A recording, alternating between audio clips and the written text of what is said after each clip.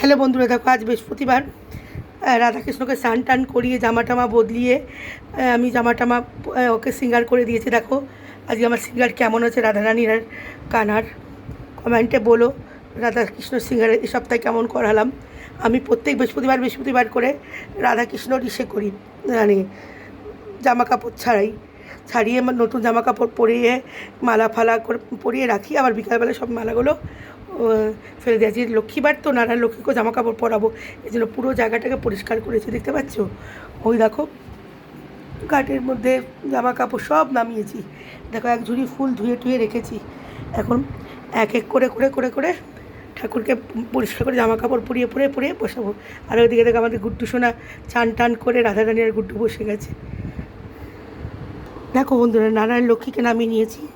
তাম্রপাত্রে জল, অগুরু, গোলাপ জল সব একসাথে মিশিয়ে নিয়েছি। ওখানে গুড্ডুর স্প্রেটা রাখা আছে। চান করিয়ে সিঙ্গার করে দেখাচ্ছি তোমাদের কীরকম লাগছে আমার নারায়ণ লক্ষ্মী। দেখো নারায়ণকে সাজিয়েছি, মা লক্ষ্মী দেবীকে জামা কাপড় পরিয়েছি।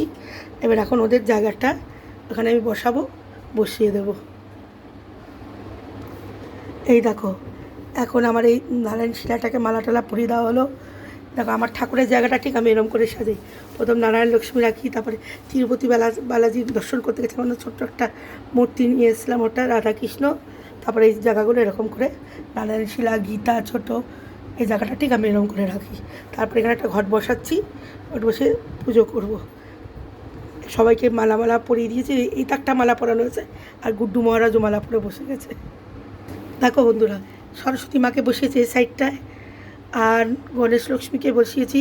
ছোটো দুটো গণেশ লক্ষ্মী আছে, এই সাইডটা বসিয়েছি। কারণ এই জায়গাটা তো, এদিকটা তো ঈশান, এইদিকে ঠাকুর রাখা যায়, কিন্তু এত ঠাকুর তো রাখার জায়গা নেই বলে আমি থাক করে এরম করে বসালাম। আর ওখানে দেখো কচ্ছপ দেবকে বসিয়েছি মালা পরিয়ে। পুরোটা দেখতে পাচ্ছি এবার কিরম লুকস লাগছে। হাফ হয়েছে, এখন পুরোটা হয়নি। দেখো বন্ধুরা, আমি উপরে রাধাকৃষ্ণকে মালা পরে বসিয়েছি, তারপরে নারায়ণকে বসিয়েছি, তারপরে গণেশকে বসিয়েছি, আর একটা দেখতে পাচ্ছি পঞ্চমুখী গণেশ, ওকে বসিয়েছি। তার মানে আমার এদিকটা হয়ে গেছে। এদিকটা খাটুশ্যাম আছে, এদিকটা মানে ছোটো ভগবান হনুমানজি এগুলো ছোটো ভগবান আছে। পুরো এই লাইনটা উপরের তাকটা কমপ্লিট হয়ে গেল। দেখতে পাচ্ছ, এই উপরের তাকটা কমপ্লিট হয়ে গেল। এবার লাগছে লুকস দেখো। সপ্তাহে একদিন করে আমি সব নামাই, রোজ তো এত ঠাকুর নামানো সম্ভব না বন্ধুরা। একদিন করে নামিয়ে তারপরে মালা জামা কাপড় চেঞ্জ করিয়ে মালা টালা পরিয়ে বসিয়ে দিই। তোমরা কেউ তাই করো, কমেন্টে বলো। হ্যাঁ, এ দেখো উপরে একটা কার্তিক ঠাকুর আছে, কার্তিকের ছবি আছে, সেটার মতো মালা পড়েছে এই সাইডটা দিয়ে। আর এদিকে জগন্নাথের কটা, পুরীর কটা, জগন্নাথের কটা একটা ছবি আছে, একটা বিশ্বকর্মার ছবি আছে, একসাথে করে একটা মালা পরে। যেহেতু আমার জায়গাটা খুব শর্ট, তার মধ্যে এতগুলো ঠাকুর আছে তার জন্য। আর এটা আমার অনেক পুরনো ঠাকুর, মা দুর্গাটা দেখতে পাচ্ছ, সে আমার শাশুড়ি দিয়েছিল আমাকে। এখনও জিজ্ঞেস করে যে কেমন পুজো টুজো করো নাকি। আর ওখানে দেখতে পাচ্ছি লক্ষ্মী সরস্বতী একটা মূর্তি, এগুলো দেখতে পাচ্ছি, এগুলো সব আমার শাশুমা দিয়েছে। আর এগুলো যা দেখতে পাচ্ছ সব এগুলো আমার করা। আর এই দুটো ছবি এগুলো শাশুমার। আর ওই পুরনো নারায়ণটা যেটা মাঝখানে দেখতে পাচ্ছি, ইনি হচ্ছে 100 বছরের পুরনো নারায়ণ। সেই শিলংয়ে ছিল, সেখান থেকে আমার কাছে কীভাবে চলে এসেছে। দেখো বন্ধুরা, একেবারে সব ঠাকুরকে মালা পরিয়ে দিয়ে তোমাদের দেখাচ্ছি। এই দেখো, এটা হচ্ছে বৃন্দাবনের ঠাকুর, বাকে বিহারি লাল কি জয়, জয় কন্হৈয়া লাল কি, এটা বাকু। আর জগন্নাথকে বসিয়ে দিয়েছি মালা পরিয়ে, কাপড় টাপড় পরিয়ে। আমার ছোট্ট মহাদেবটাকে এখন চান ধুতি করিয়ে দিয়েছি। আজকে যেন নীলকণ্ঠ ফুল পায়নি, আনেনি, যার থেকে ফুল নিই তারা আনেনি। এই হচ্ছে সাজানো গোজানো সব হয়ে গেছে। এবার ঘর টট পেটে তোমাদের আবার ফাইনাল লুকস দেখাচ্ছি।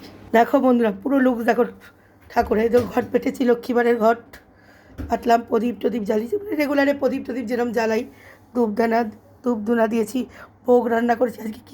আজকে পুজোর কাজটা বেশি তো, এই জন্য পদে করতে পারিনি।